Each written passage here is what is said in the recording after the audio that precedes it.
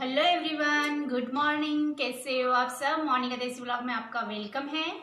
और फ्रेंड्स, आज से स्टार्ट है नवरात्रि। चैत मास की जो नवरात्रि होते हैं वो आज से स्टार्ट हो गए हैं। और मॉर्निंग में जल्दी उठ के मैंने पूजा पाठ वगैरह सब कर लिया है अच्छे से। और फ्रेंड्स, यूँ कहते हैं कि चैत मास के जो नवरात्रि स्टार्ट होते हैं उसी से नया साल भी शुरू होता है। विक्रम संवत कुछ ऐसे कह के, मुझे भी ज़्यादा इसके बारे में पता नहीं है, पर शायद ये विक्रम हिंदू महीना आज से शुरू होता है। नया साल हिंदू महीना जो होता है ना, नया साल, वो आज से स्टार्ट होता है। तो विक्रम संवत 79 कुछ ऐसे चल रहा है। ये मेरे को जहाँ तक थोड़ा बहुत पता है उतना मैं आप लोगों को बता रही हूँ। इतनी सी जानकारी है मुझे इस बारे में। पर ऐसा कहा जाता है कि हिंदी का महीना आज से ही, जो जहाँ से चैत मास के जो नवरात्रे स्टार्ट होते हैं तब से शुरू होता है। और आप सब लोगों को नवरात्रि की बहुत बहुत शुभकामनाएं। और फ्रेंड्स, माता रानी आप लोगों के घरों में खूब सारी खुशियाँ लेके आए और सबकी मनोकामनाएं पूरी करे और सारे दुख दर्द से दूर करे माता रानी। तो फिर से आप लोगों को हैप्पी नवरात्रे और हैप्पी न्यू ईयर, नए साल। हिंदू महीने के हिसाब से आज जो नया साल है उस हिसाब से हैप्पी न्यू ईयर। और फ्रेंड्स, अब मैं जा रही हूँ अपने किचन में, क्योंकि मेरे तो चल रहे हैं फास्ट और बच्चों को तो कुछ ना कुछ खिला के देना ही पड़ेगा। और पूजा पाठ मेरा हो गया था और हस्बैंड जी ने भी आज ऐसे बोला, पतिदेव ने, कि आज मेरा भी उपवास है। तो मैंने कहा चलो ठीक है, अगर आपका उपवास है तो खाने की सुबह सुबह छुट्टी हो जाएगी। क्योंकि बच्चे हैं तो बच्चों को तो उपमा या पोहा या फिर पुलाव कुछ भी बना दो तो खा लेते हैं। वैसे मेरे बच्चे परेशान करते नहीं है, वैसे वो रोटी तो कम खाते हैं और फालतू की चीज़ें ज़्यादा खाते हैं। इसलिए मैं सोच रही हूँ पुलाव बना दूँ या खिचड़ी, कुछ ना कुछ बनाती हूँ। मॉर्निंग का सारा मेरा काम ख़त्म हो गया था और मॉर्निंग का काम ख़त्म करने के बाद में मैं नहा के सीधा पहले किचन में गई और किचन में मैंने भोग बनाया था, क्योंकि आज से नवरात्रि स्टार्ट है तो। और उसके बाद में मैं आने के बाद में अपने बाल वाल सुखा के और पूजा करने बैठ जाऊंगी।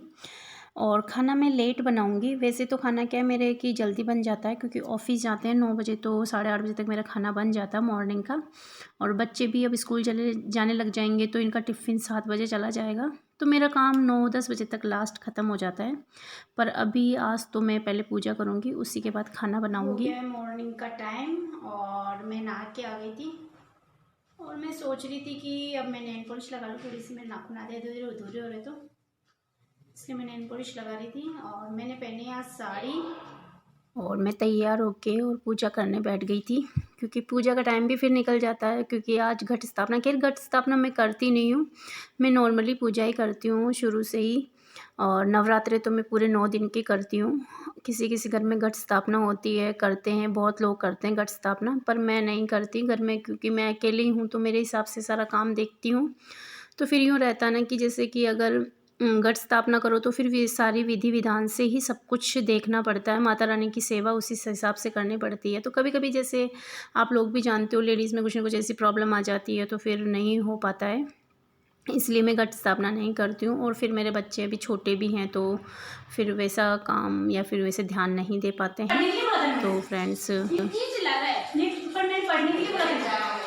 सा टीवी चलाने का टाइम हो गया? सुबह सुबह टीवी चला के बैठ जाओ। घर दोनों के लड़ाई का काम, दिन भर लड़ते रहते हैं। और सुबह बड़ी मुश्किल से तो पढ़ने के लिए बिठाती हूँ और वो भी नहीं पढ़ते।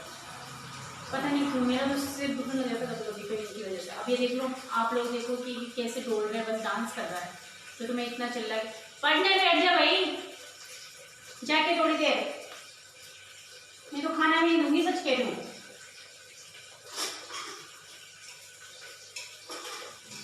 इधर से उधर डोलने से अच्छा है कि पढ़ ले। क्या बोल रहे हो?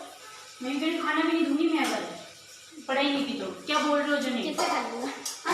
कैसे खा लूँगा? किस चीज़ में बोलेगा? जैसे खाता हूँ रोज। अच्छा, मैं दूंगी जब तो खाएगा ना।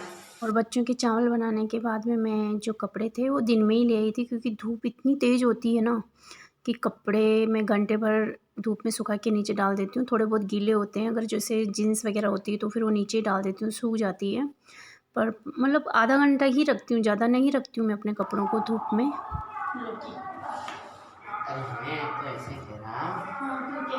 कि सर 7 बजे बुला रहे हैं, सोने के टाइम सर छोड़ दे रहे हैं। तो है ना, उनके साथ तू चढ़ जाना ऊपर। ऊपर पढ़ाते नीचे पढ़ाते वहाँ जाने का कौन है ये बोलना कौन स्टूडेंट हूँ ऐसे ऐसे है, बहुत अच्छी बात है बेटा। चलो तारे जमीन पे घूमता है कोई घूमूंगा हाँ तारे जमीन पे घुमाना है।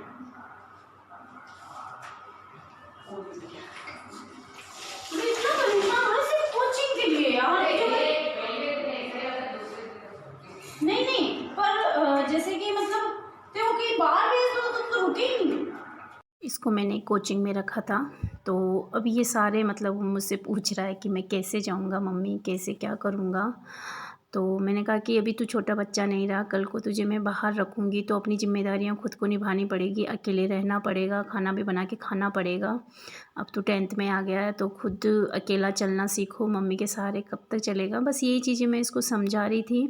और बच्चे होते हैं ना कि, और ये है जो कि मेरे बिना बिल्कुल भी कुछ भी परेशानी आती है ना तो मुझे आके बोलता है, और इसके पापा को नहीं बोलता है। तो बच्चों में रहता है कि बच्चे को जब तक अकेला चलना नहीं सिखाओ ना तो बच्चे नहीं चलते हैं।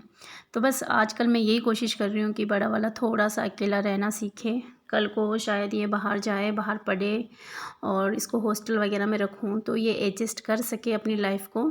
इसी वजह से इसको कोचिंग रखा था, ताकि कोचिंग में क्या होता है कि बहुत सारे बच्चे आते हैं, उनके बीच में बैठना सीखता है बच्चा और हैंडल करना सीखता है अपने आप को, और कुछ अच्छा बुरा सुनने को मिलता है, सीखने को भी मिलता है। तो बच्चा जब बाहर निकलेगा जब भी कुछ ना कुछ अच्छा सीखेगा, और बुरा सीखेगा तो घर पे डांट पड़ेगी तो उसी हिसाब से फिर वो उसको अच्छा करने की कोशिश करेगा। इसलिए बच्चों को अकेले चलने की आदत डालनी पड़ती है समय के अनुसार। और इसलिए इसको मैंने कहा कि अपनी कोचिंग खुद हैंडल करो और ख़ुद अपने सर से बात करो, मैं नहीं जाऊँगी। क्योंकि अब तक ये सिर्फ ट्यूशन में जा रहा था, कोचिंग में शायद मैं पहली बार रख रही हूँ उसको। और आप लोग भी जानते हो कोचिंग में खूब सारे बच्चे होते हैं और ट्यूशन के अंदर कम बच्चे होते हैं। लेट बनाऊंगी अभी क्योंकि हस्बैंड को भी आने में टाइम लगेगा, तो वो आएंगे जब भी गर्मा गर्म रोटी सेक दूँगी, आटा लगा के छोड़ दूँगी, तो जब वो आएंगे जब भी बना लूँगी। बस अभी मेरा मसाला होने वाला है और जैसे मसाला होएगा मैं सब्ज़ी डाल दूँगी इसमें।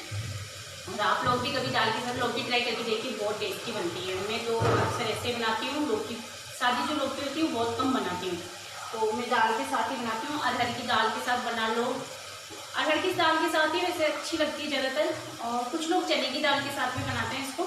तो कुकर में सीटी ले लो तो ज़्यादा अच्छी बनती, नहीं तो कुकर में सीटी नहीं लेते फिर आप लोग भी जानते हो कि दाल, या तो दाल को पहले बॉईल कर लो, पहले सीटी ले लो, या फिर ऐसे कर लो, कुछ भी।